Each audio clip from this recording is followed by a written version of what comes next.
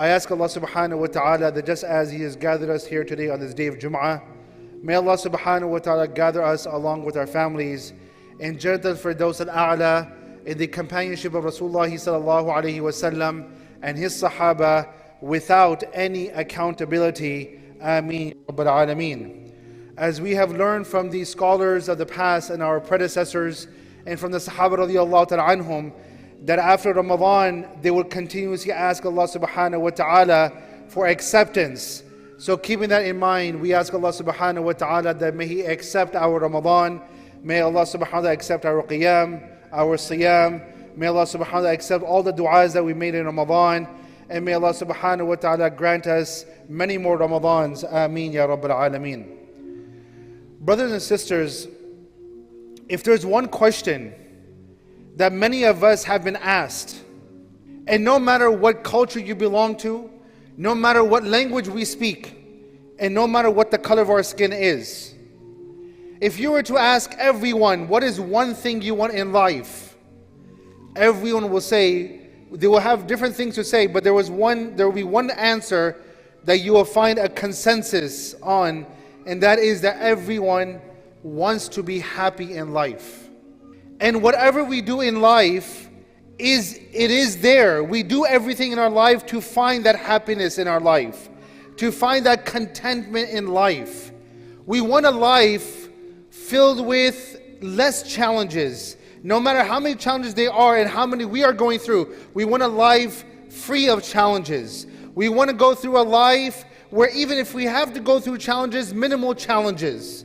We want to go through a life where we don't have too many worries, too many episodes of anxiety and depression and so forth. And we have also thought about the idea, and the society has taught us, that any kind of difficulties in our life, any kind of hiccup in life is a sign that there is no happiness in your life. Brothers and sisters, our ultimate goal of life is to please Allah subhanahu wa ta'ala. Our ultimate goal of life is to worship Allah subhanahu wa ta'ala.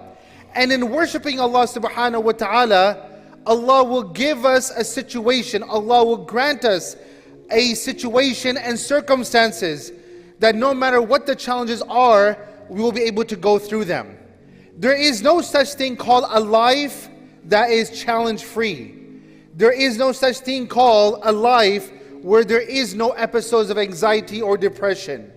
No matter the person who has nothing versus the person who has everything in this dunya, the most richest man right now on the face of this earth, if you tell me that they go through no challenges and they don't ever experience anxiety or depression or challenging situations in their life, then there's one thing I have to tell you, and that is that you are absolutely delusional. Every person in this dunya will have to go through challenges. But when we talk about happiness, first of all, there's a lot of debates, scientifically speaking, that what brings happiness to a person. For a Muslim, what we learn from the Prophet ﷺ is that when a person has good things in their life, a person is able to pray salat, that should make you happy. Why? Because Allah has given us the ability and Allah has given us the tawfiq. And a person who is consistent with their prayers, that is a sign that Allah is pleased with them.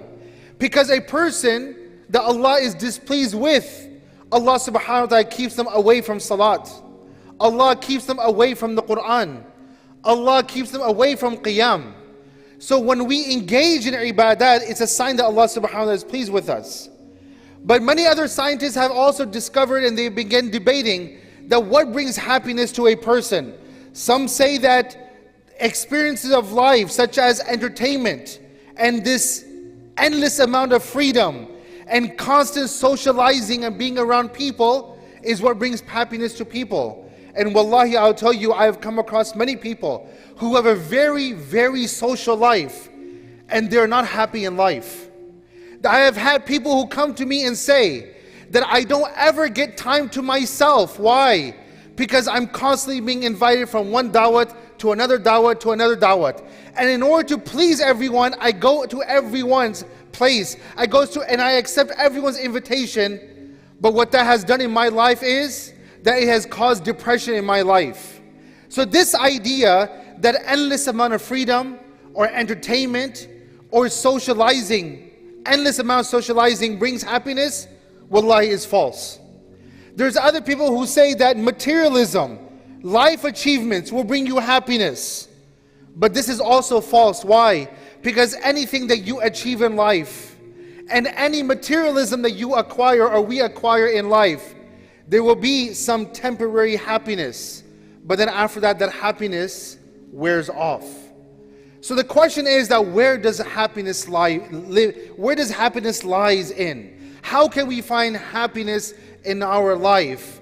And the thing that most scholars they say is that a person who has spirituality in their life, meaning that they have tazkiyatun nafs in their life, their hearts are attached to Allah and they're constantly seeking the love of Allah subhanahu wa ta'ala, they are the ones who have a longer lifespan.